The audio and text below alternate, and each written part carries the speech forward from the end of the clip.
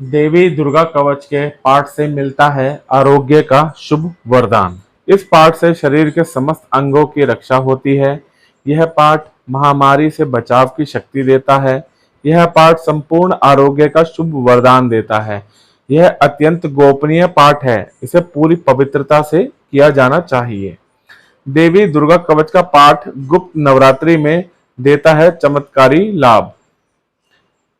मार्कंडेय जी ने कहा, हे पितामह, जो इस संसार में परम गोपनीय तथा मनुष्यों की सब प्रकार से रक्षा करने वाला है और जो अब तक आपने दूसरे किसी के सामने प्रकट नहीं किया हो, ऐसा कोई साधन मुझे बताइए।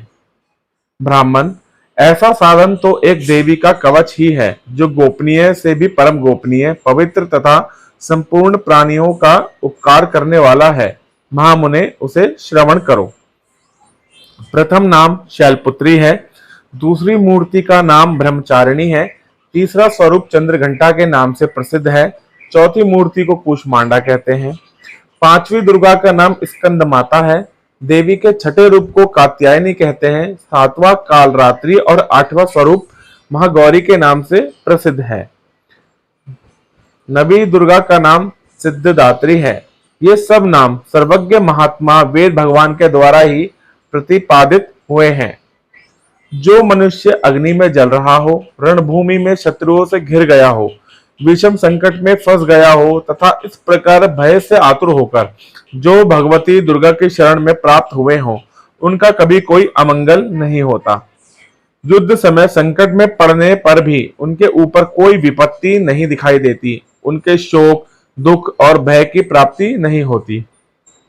जिन्होंने भक्ति पूर्वक देवी का स्मरण किया है, उनका निश्चय ही अभ्युदय होता है। देवेश्वरी, जो तुम्हारा चिंतन करते हैं, उनकी तुम निसंदेह रक्षा करती हो। चामुंडा देवी प्रेत पर आरूढ़ होती है। वाराही भैंसे पर सवारी करती है। इंद्री का वाहन ऐरावत हाथी है। वैष्णवी देवी गरुड़ पर ही आसन जमाती है। महेश्वरी वृष पर आरूढ़ होती है। कुमारी का मयूर है। भगवान विष्णु की प्रियतमा लक्ष्मी देवी कमल के आसन पर विराजमान है और हाथों में कमल धारण किए हुए है। वृषभ पर आरूढ़ ईश्वरी देवी ने श्वेत रूप धारण कर रखा है। ब्राह्मी देवी हंस पर बैठी हुई है और सब प्रकार के आभूषणों से विभूषित है। इस प्रकार ये सभी माताएं सब प्रकार के योग शक्तियों से संपन्न है। इनके सिवा और भी बहुत सी देवियां हैं जो अनेक प्रकार के आभूषणों की शोभा से युक्त तथा नाना प्रकार के रत्नों से सुशोभित हैं। ये संपूर्ण देवियां क्रोध में भरी हुई हैं और भक्तों की रक्षा के लिए रथ पर बैठी दिखाई देती हैं। ये शंख, चक्र, गदा, शक्ति, हल और मूसल, खेटक और तोमर, परशु तथा पाश, कुंतो, त्रिशूल एवं उत्तम शार्ग धनुष आदि अस्त्र शस्त्र अपने हाथ में धारण करती हैं। दैत्यों के शरीर का नाश करना, भक्तों को अभयदान देना और देवताओं का कल्याण करना, यही उनके शस्त्र धारण का उद्देश्य है। मोहन रौद्र रूप, अत्यंत घोर पराक्रम, महान बल और महान उत्साह वाली देवी, तुम महान भय का नाश करने वाली हो, तुम्हें नमस्कार है। तुम्हारी ओर देखना भी कठिन है। शत्रुओं का भय बढ़ाने वाली जगदम्बिके, मेरी रक्षा करो। पूर्व दिशा में इंद्र शक्ति मेरी रक्षा करे। अग्नि कोण में अग्नि शक्ति, दक्षिण दिशा में वाराही तथा नृत्य कोण में खड्गधारिणी मेरी रक्षा करे। पश्चिम दिशा में वरुणी और व्याव्य कोण में मृग पर सवारी करने वाली देवी मेरी रक्षा करें। उत्तर दिशा में कौमारी और ईशान कोण में शूल धारिणी देवी रक्षा करें।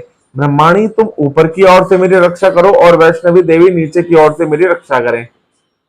इसी प्रकार शव को अपना वाहन बनाने वाली चामुंडा देवी दसों दिशाओं में मेरी रक्षा करे। जया आगे से और विजया पीछे की ओर से मेरी रक्षा करे। वाम भाग में अजिता और दक्षिण भाग में अपराजिता रक्षा करे। उद्योतनी शिखा की रक्षा करे। उमा मेरे मस्तक पर विराजमान होकर रक्षा करे। ललाट में मालाधारी रक्षा करे और यशस्विनी देवी मेरी बाहों का संरक्षण करे। बाहों के मध्य भाग में त्रिनेत्रा और नथुनों की यमघंटा देवी रक्षा करे। ललाट में मालाधारी रक्षा करे और यशस्विनी देवी मेरी बाहों का संरक्षण करे। बाहों के मध्य भाग में त्रिनेत्रा और नथुनों की यमघंटा देवी रक्षा करें।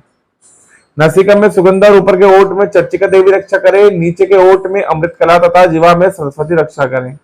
कौमारी दांतों की और चंडिका कंठ प्रदेश की रक्षा करे। चित्रघंटा गले की घाटी और महामाया तालु में रहकर रक्षा करे। कामाक्षी ठोड़ी की और सर्वमंगला मेरी वाणी की रक्षा करे। भद्रकाली ग्रीवा और धनुर्धरी पृष्ठवंश मेरुदंड में रहकर रक्षा करे। कंठ के भारी भाग में नील ग्रीवा और कंठ के नली में नलकूबी रक्षा करे। दोनों कंधों में खड़गधारणी और मेरे दोनों भुजाओं की वज्रधारिणी रक्षा करे। दोनों हाथों में दंडिनी और उंगलियों में अंबिका रक्षा करे। शूलेश्वरी नखों की रक्षा करे। कुलेश्वरी कुक्षी पेट में रहकर रक्षा करे। महादेवी दोनों स्तनों की और शोक विनाशिनी देवी मन की रक्षा करे। ललिता देवी हृदय में और शूल धारिणी उदर में रहकर रक्षा करे। नाभि में कामिनी और गुहा भाग की गुहेश्वरी रक्षा करे। पूतना और कमिका लिंग की और महिष वाहिनी गुदा की रक्षा करे। भगवती कटी भाग में और विंध्यवासिनी घुटनों की रक्षा करे। संपूर्ण कामनाओं को देने वाली महाबला देवी दोनों पिंडलियों की रक्षा करे।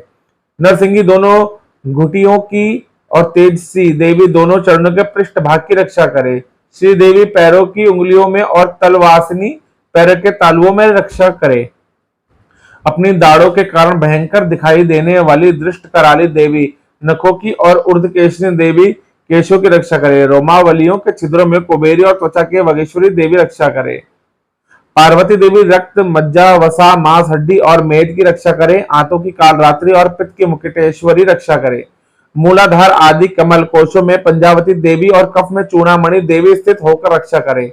नख के तेज की ज्वालामुखी रक्षा करे। जिसका किसी भी अस्त्र से भेद नहीं हो सका वह अभेदा देवी शरीर के समस्त संधियों में रहकर रक्षा करे। ब्रह्माणी आप मेरे वीर्य की रक्षा करे। छत्तेश्वरी छाया की तथा धर्म धारिणी देवी मेरे अहंकार मन और बुद्धि की रक्षा करे। हाथ में वज्र धारण करने वाली वज्रहस्ता देवी मेरे प्राण अपान व्यान उदान और समान वायु की रक्षा करे। कल्याण से शोभित होने वाली भगवती कल्याण शोभना मेरे प्राण की रक्षा करे। रस रूप गंध शब्द और स्पर्श इन विषयों का अनुभव करते समय योगिनी देवी रक्षा करे तथा सत्वगुण रजोगुण और तमोगुण की रक्षा सदा नारायणी देवी करे। वराही आयु की रक्षा करे। वैष्णवी धर्म की रक्षा करे तथा चक्रनी चक्र धारण करने वाली देवी यश कीर्ति लक्ष्मी धन तथा विद्या की रक्षा करे। इंद्राणी आप मेरे गोत्र की रक्षा करे। चंडिके तुम मेरे पशुओं की रक्षा करो। महालक्ष्मी पुत्रों की रक्षा करे और भैरवी पत्नी की रक्षा करे। मेरे पथ की सुखता तथा मार्ग की क्षेमकारी रक्षा करे। राजा के दरबार में महालक्ष्मी रक्षा करे तथा सब और व्याप्त रहने वाली विजया देवी संपूर्ण भयों से मेरी रक्षा करे। देवी जो स्थान कवच में नहीं कहा गया है रक्षा से रहित है वह सब तुम्हारे द्वारा सुरक्षित हो क्योंकि तुम विजयशालिनी और पापनाशिनी हो। यदि अपने शरीर का भला चाहे तो मनुष्य बिना कवच के कहीं एक पग भी ना जाए। कवच का पाठ करके ही यात्रा करे। कवच के द्वारा सब और से सुरक्षित मनुष्य जहां जहां भी जाता है वहां वहां उसे धन लाभ होता है तथा संपूर्ण कामनाओं की सिद्धि करने वाली विजय की प्राप्ति होती है। वह जिस जिस अभिष्ट वस्तु का चिंतन करता है उसको निश्चय ही प्राप्त कर लेता है। वह पुरुष इस पृथ्वी पर तुलना रहित महान ऐश्वर्य का भागी होता है। कवच से सुरक्षित मनुष्य निर्भय हो जाता है।